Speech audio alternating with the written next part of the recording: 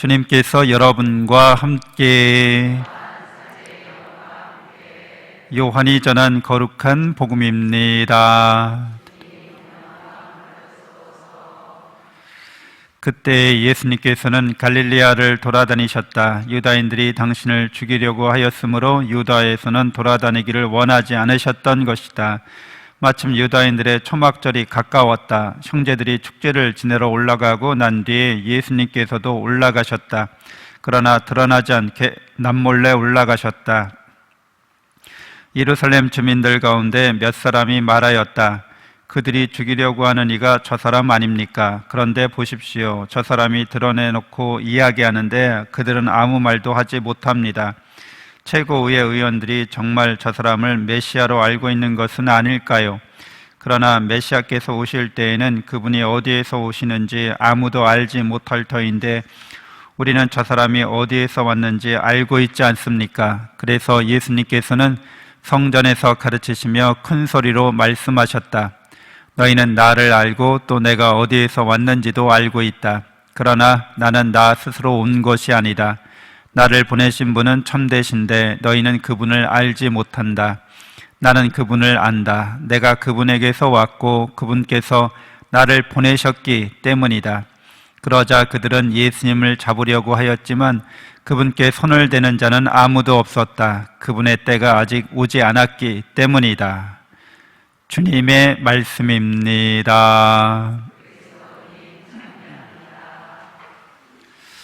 참 예수님, 하나님의 복동이 고맙습니다. 고맙습니다.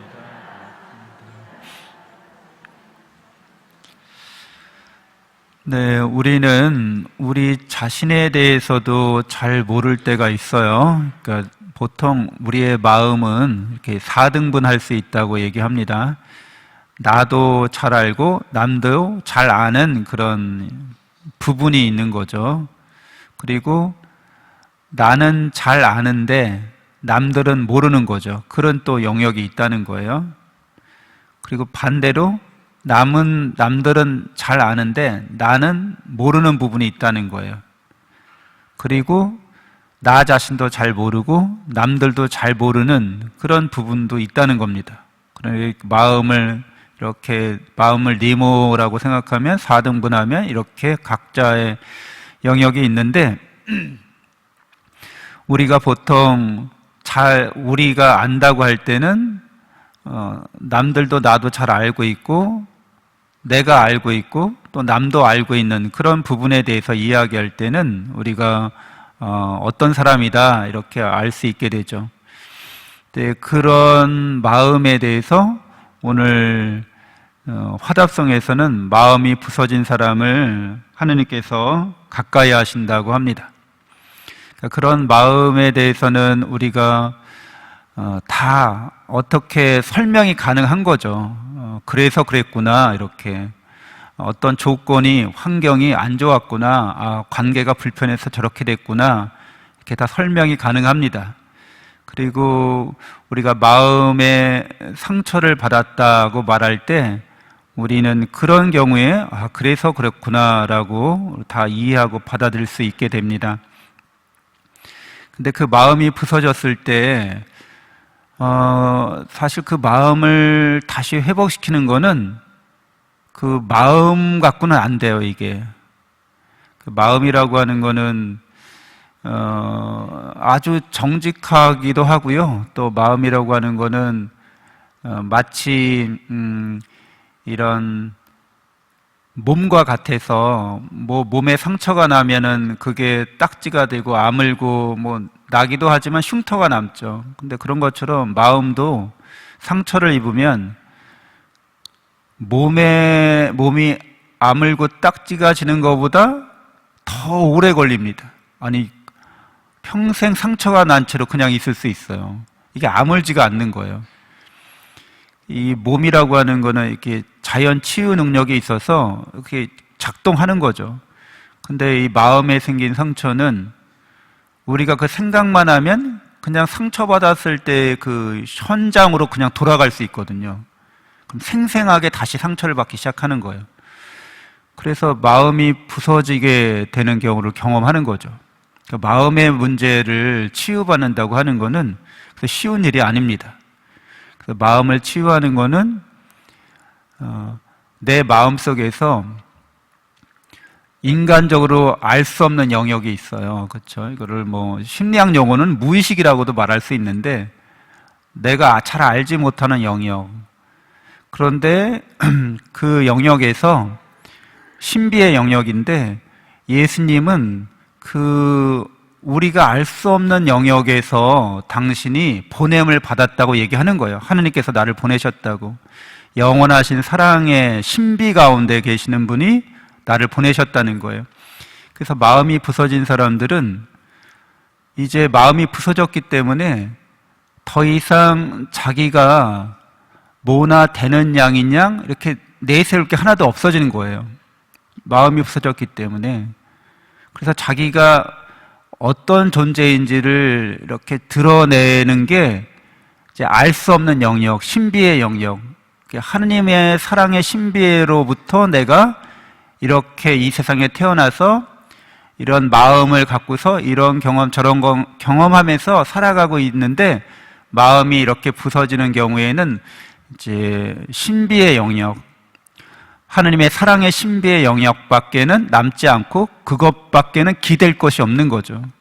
예수님은 당신 자신을 가리켜서 너희가 나를 아는 것 같은데 나의 출신지도 알고 뭐 내가 말한 것도 알고 내가 행동하는 것도 아는데 너희는 정말 나를 제대로 모른다는 거죠. 내가 너희에 의해서 내 마음이 부서지고 내 몸이 부서져서 내가 죽음을 맞이할 때라야 너희가 나를 알게 될 거라는 거예요. 그때 예수님이 당신의 사랑을 드러내실 거라는 거예요. 영원하신 사랑을. 그러니까 우리는 어떤 사람을 알려고 할 때 그 사람이 어떤 말을 했는지 이제 말을 쭉 말하다 보면 자기 생각이 드러나죠. 어떤 생각, 어떤 말을 하는지, 그리고 실제로 어떻게 살고 있는지 그 사람의 행위를 보는 거죠. 행동을 보는 거죠.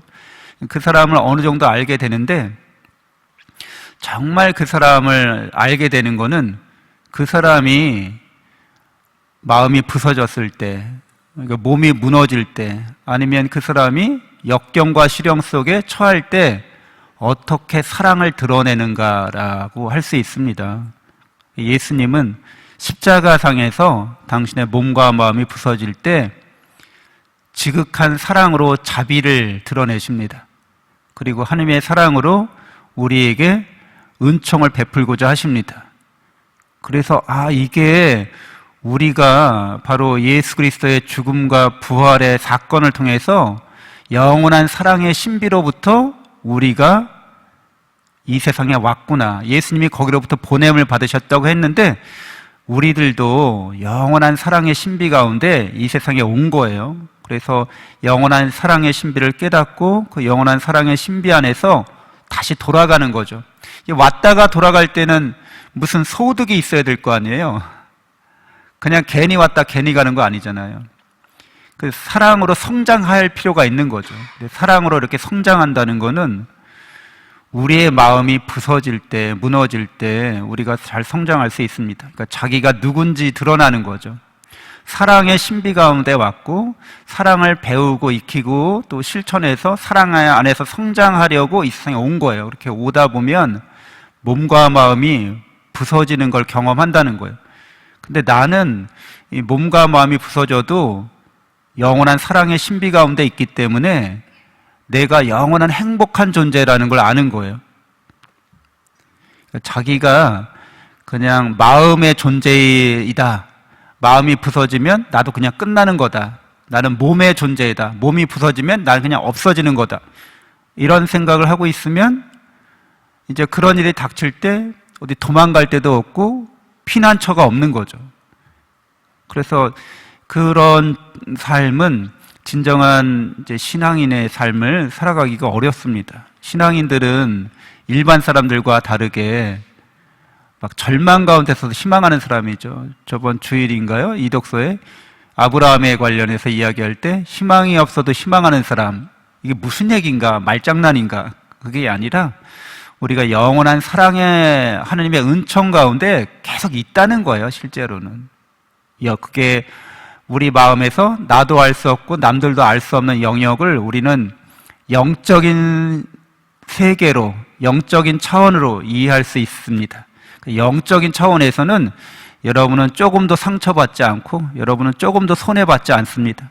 하나님의 사랑 속에, 영이신 그분의 영원한 사랑 속에 있기 때문에 여러분은 충만하게 되고 여러분은 평화롭게 됩니다.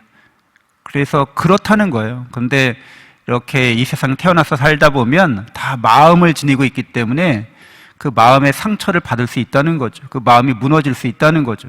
아니, 이 세상 살면서 상처 안 받는 사람이 있어요? 저도 상처 많아요. 이게 뭐 말을 안 해서 그렇지. 여러분들 상처 말하기 시작하면, 조그마한 상처도 말하면, 사람 저기 좀 쫌스러워 보이네. 그래서 말을 안 하는 거지.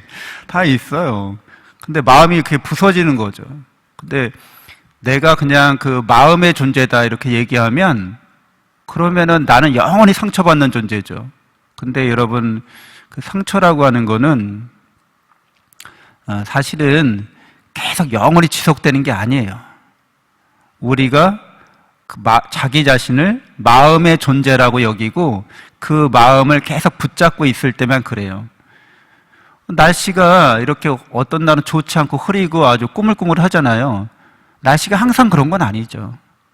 그런데 내가 늘 그 날씨를 기억하고 그 날씨의 그런 상태를 내 마음으로 그리고 그 상태에 계속 머물러 있으면 그렇게 돼요, 또.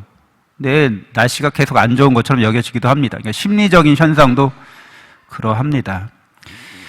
그래서 십자가에서 하느님의 사랑을 드러내신 예수 그리스도, 그분을 기억하면서 우리의 몸과 마음을 그분의 사랑의 실천에 부합하는 그런 삶이 되도록, 그리고 예수님이 그런 고난과 역경 가운데서 하느님의 사랑을 드러내신 것처럼 우리도 영원한 사랑과 은총의 열매를 맺을 수 있도록, 그리고 그 열매를 베풀고 나누면서 하느님의 뜻을 드러낼 수 있도록 해야겠습니다. 잠시 묵상하겠습니다.